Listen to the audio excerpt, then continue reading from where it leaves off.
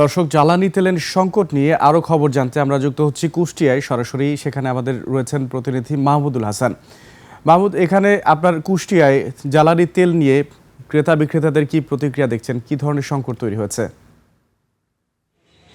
আপনি যেমনটি বলছিলেন, আমি এই মুহূর্তে দাঁড়িয়ে আছি কুষ্টিয়ার গাজী তেল পাম্পে। আসলে কুষ্টিয়ার যে তেল পাম্পগুলো, আমি কিন্তু সেখানে সার্বিক চিত্র ঘুরে যে চিত্র দেখতে পেয়েছি, জেলায় 8টি তেল পাম্পের মধ্যে অধিকাংশ তেল পাম্পই কিন্তু বন্ধ আমি দেখতে পেয়েছি। এবং যে তেল পাম্পগুলো সচল আছে এবং যেখানে তেল দেওয়া হচ্ছে সেখানে কিন্তু দেখেছি দীর্ঘ লাইন, যানবাহনের দীর্ঘ উঠে পড়া বিশেষ করে বাইকারদের যে দীর্ঘ লাইন, সেটা কিন্তু তেল পাম্পের নির্দিষ্ট সীমানা থেকে 1/2 কিলোমিটার দূরত্ব পর্যন্ত কিন্তু ছাড়িয়েছে এমন চিত্র আমরা দেখতে পেয়েছি। আমি কথা বলেছিলাম বাইকারদের সাথে, তারা কিন্তু আমাকে যেমনটি জানিয়েছেন যে তারা ঘন্টার পর ঘন্টা দীর্ঘ সময় পর তাদের যে কাঙ্ক্ষিত যে তেল, সেই তেল কিন্তু 100 থেকে 200 টাকার তেল পাচ্ছে এবং কখনো তেল না পেয়ে হতাশ হয়ে কিন্তু তাদেরকে ফিরে যেতে হচ্ছে, যে কারণে তাদের যে ভোগান্তি, সেই ভোগান্তি কিন্তু থেকেই যাচ্ছে বলে আমাদেরকে জানিয়েছে।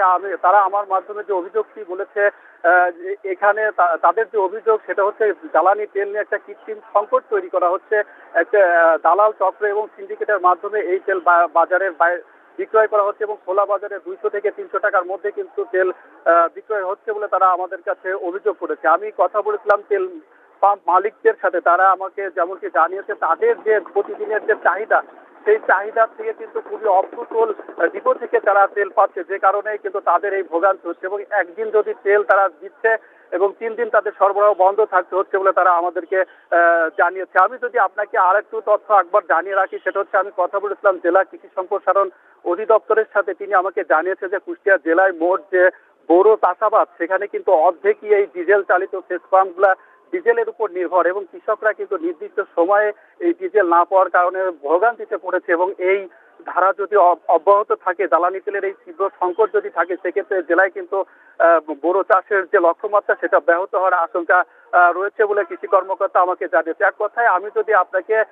জানিয়ে রাখি, ঈদের এই পরবর্তী সময় থেকে, বিশেষ করে ঈদের পরবর্তী এই দিনগুলো কিন্তু জেলায় জ্বালানি তেলের তীব্র সংকট ধারণ করেছে। এবং আমরা গতকাল দেখেছি জেলা প্রশাসনের পক্ষ থেকে কিন্তু মাইকিং করা হয়েছে, প্রচার করা হয়েছে যে জেলায় বৈধ যে সকল যানবাহনের কাগজপত্র এবং হেলমেট ব্যতীত জ্বালানি তেল সরবরাহ করা হবে না বলে জেলা প্রশাসনের থেকেও ঘোষণা করা হয়েছে। এক কথায় যদি আমি আপনাকে জানিয়ে রাখি, তেল নিয়ে কুষ্টিয়ায় কিন্তু জ্বালানি তেলের যে ভয়াবহতা, সেটা কিন্তু দিন দিন আরো বৃদ্ধি পাচ্ছে বলে আমরা দেখতে পেয়েছি। এই ছিল কুষ্টিয়া থেকে আমার কাছ থেকে জ্বালানি তেলের সর্বশেষ সংবাদ। মাহমুদ, আপনাকে ধন্যবাদ। দর্শক, কুষ্টিয়া থেকে যুক্ত হয়েছিলেন আমাদের সহকর্মী মাহমুদুল হাসান, জানাচ্ছিলেন জ্বালানি তেল নিয়ে যে সংকট এবং মানুষের ভোগান্তির কথা।